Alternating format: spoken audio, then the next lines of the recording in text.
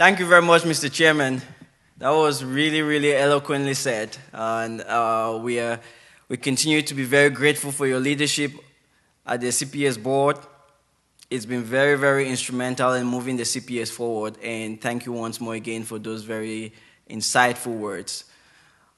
As outgoing CPS president, it gives me great honor and privilege to stand before you all here today as we open our 4th annual CPS Distinguished Congress. It seems like yesterday when the vision of CPS was being talked around and many consultation was ongoing. But I quite remember 4 years ago when we launched the CPS here in Maryland, and then moved on to Houston to have the first CPS symposium. And this proposal that we had for CPS was a very, very simple venture that we Cameroonians can actually be in the four walls of a place like this and share ideas. Ideas that are from our experiences, our individual lives, our work, what we've been able to accomplish throughout our lives. It was a very simple proposal that Cameroonians are well accomplished. We know that from the people that are in here today. But how could we harness the potential that lies in each and every one of us?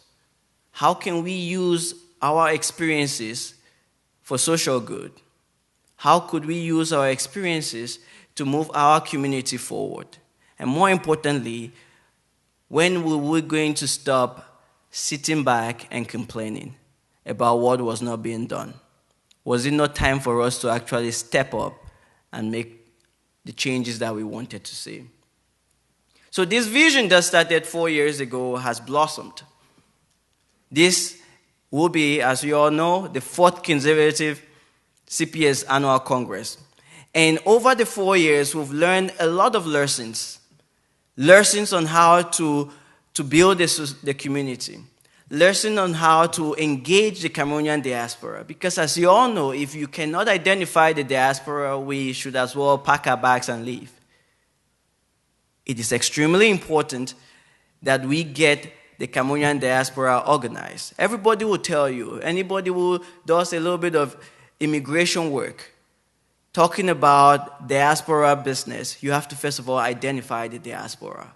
And we hope that as CPS grows, we can be able to identify the key players in the Cameroonian diaspora, the key people who can make the difference, not just here in the United States, not in France, not in South Africa, but that can actually make the differences in Cameroon.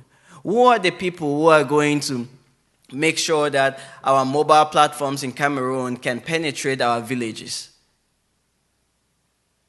Where is the capital going to come from?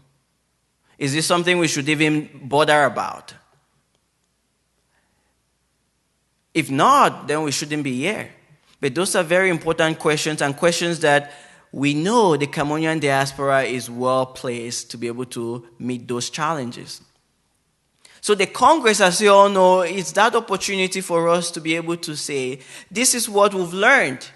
And whether the government wants us to talk about it or not, we have to contribute, because government, as you know, is made up of people. My brothers, your brothers, our siblings are all in government. And until we can put ourselves and our experiences at the forefront and make it count, we should stop complaining.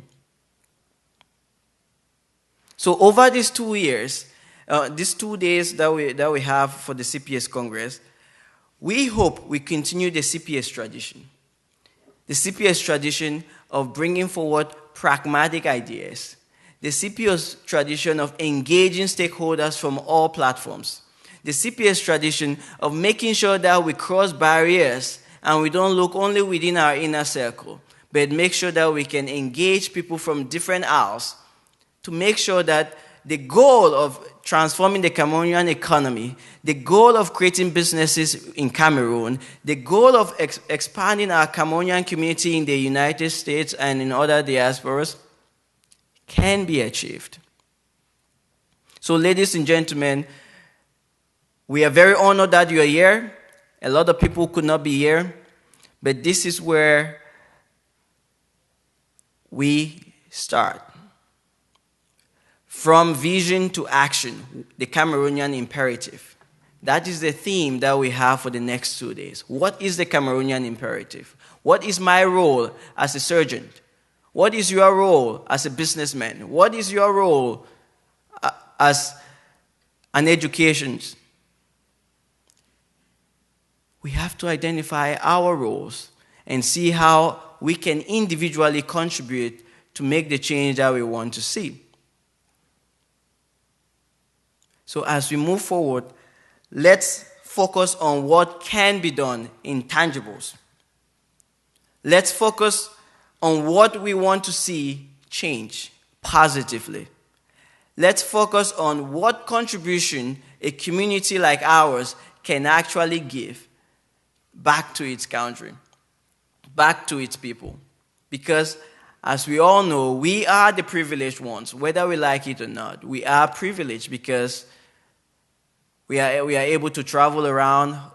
We've gone to a lot of countries. We see what's happening there. We know best practices. And we can easily replicate that or change that in little ways to make sure that those strategies can be implementable in our country.